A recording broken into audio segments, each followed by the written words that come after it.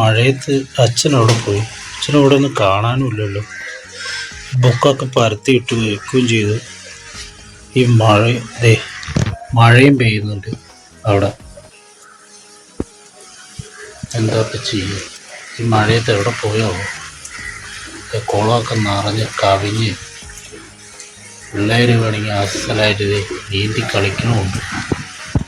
ഇനി അവിടെ വല്ലതും പോയി നിൽക്കുന്നുണ്ടോ പറയണം, നോക്കാം.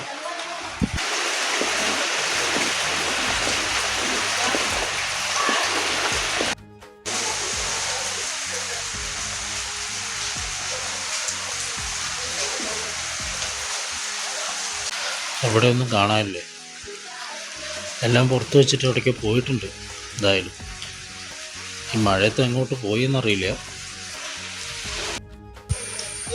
അച്ഛൻ എവിടേക്കാ പോയത് ഈ മഴയത്ത്? എവിടേക്കാ പോയത് മഴയത്ത്?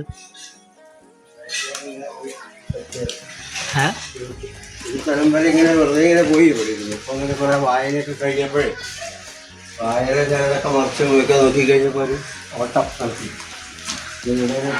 പുല്ലുമുണ്ട് മനസ്സിലായി. അപ്പോൾ ഓരോരോ പരിപാടി ചെയ്യാം, വെറുതെ ഇരിക്കണ്ടല്ലോ.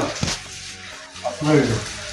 അപ്പോൾ ഈ മഴക്കാലത്തെ ഇത് പുല്ല് പറിക്കാൻ എളുപ്പമാണ്.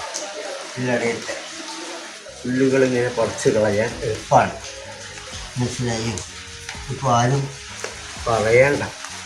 പണ്ട് ഒരു വചനമുണ്ട്, ഒരു പണിയില്ലെങ്കിൽ മുറ്റത്തെ പുല്ല് പറിച്ചുകൂടെ. പണിയില്ലാഞ്ഞിട്ടല്ല, പുല്ല് മുളക്കുണ്ടാക്കിയിട്ട് കുട്ടികളൊക്കെ വളരെ വൃത്തിയായിട്ട് ഇതൊക്കെ ചെയ്തിട്ടുണ്ട്.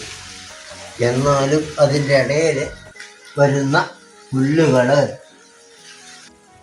അപ്പം പുറത്ത് തീർത്തിട്ടില്ലെങ്കിൽ തെരുവിൽ നായ്ക്കൾ വളരുന്ന മാതിരി ഇലകൾ വളരും. പിന്നെ ഒന്നും ചെയ്യാൻ പറ്റും. ഇതൊക്കെ കുത്തിപ്പോയി. അപ്പോൾ ഈ മഴയത്തെ നല്ല സുഖം പറിച്ചാൽ വീട് വരും. അതാണ് എനിക്ക് കാര്യം. പിന്നെ ഓരോന്നൊക്കെ ചെയ്യാം, കുറച്ച് നേരം ഒന്ന് നടക്കുക. മഴയത്തെ ഇതൊക്കെയാണ് ഇന്നത്തെ പരിപാടികളൊക്കെ. ഇതിലേക്ക് പോകും. കുട്ടികളൊക്കെ പുറത്ത് ചാടി കളിക്കുന്നുണ്ട്. അപ്പോൾ അതാണ് അതിൻ്റെ കാര്യം.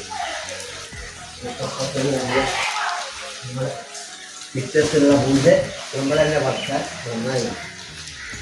അതിൽ കൊണ്ടും അത് പറ്റിയ മഴയാണ്.